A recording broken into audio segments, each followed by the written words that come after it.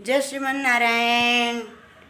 सभी को राधे राधे। पूरे यूट्यूब परिवार वालों को राधे राधे। पूरा यूट्यूब परिवार को मेरी तरफ से राधे राधे। आप लोगों के घर में खूब ढेर सारी खुशियाँ आए। आप लोगों के ज़िंदगी में खूब ढेर सारी खुशियाँ आए। मेरी तरफ से भगवान से ये प्रार्थना है कि आप लोग भी बिल्कुल स्वस्थ रहें और खुश रहें।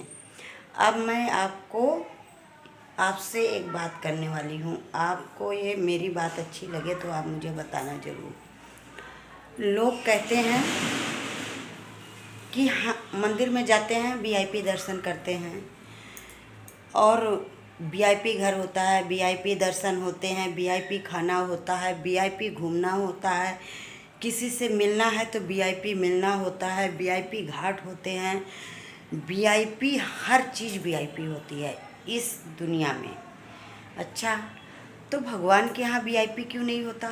ऐसे होता है क्या कि कोई अमीर आदमी मरा तो भगवान उसको सोने का सिंहासन देते हैं, और कोई अगर गरीब आदमी मरा तो उसको क्या भगवान नीचे फर्श पे बैठा देते हैं कि नीचे धरती पे बैठा देते हैं? ये बताओ आप मुझे। अरे भाई, भगवान के यहाँ एक ही तराजू में सब तौले जाते हैं। भगवान के यहाँ ना कोई बड़ा ना छोटा, ना कोई पैसे वाला ना कोई गरीब। भगवान के नज़रों में एक सामान्य, जितने जीव जंतु, छोटे से छोटा कीड़ा भी भगवान के लिए प्रिय है। भगवान के लिए एक छोटा सा जीव होता है, छोटा सा कीड़ा होता है, वो भी, उससे भी भगवान प्रेम करते हैं। तो ये दुनिया में वीआईपी का क्यों लोगों ने ढिंढोरा पीट रखा है? अगर हम लोग हैं, हम मान लो एक मनसा देवी गए, मनसा देवी में हम लाइन में लग के माता का दर्शन करते हैं, धक्का मुक्की हर चीज़ से संघर्ष करते हैं।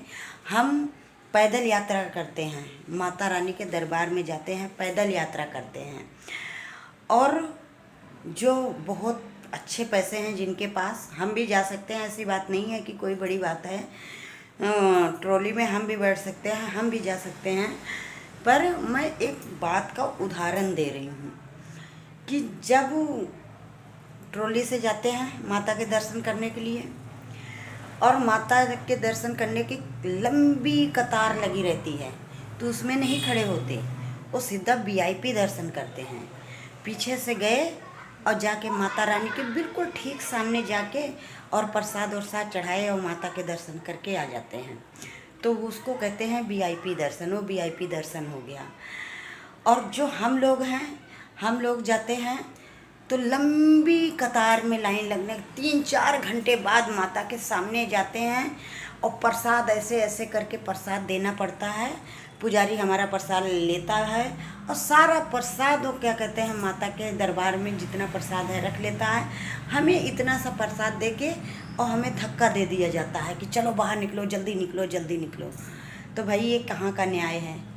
बताओ, आप लोग बताओ, ये कहाँ का न्याय है?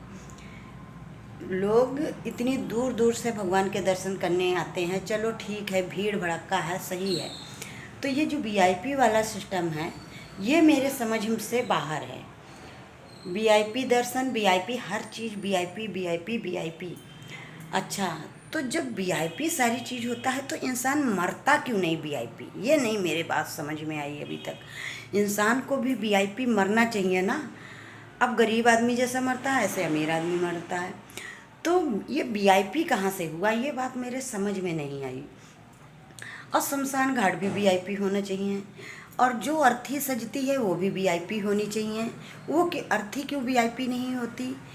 अर्थी को क्यों बाँस से सजाया जाता है? उसको सोने के डंडों से क्यों नहीं अर्थी बनाते?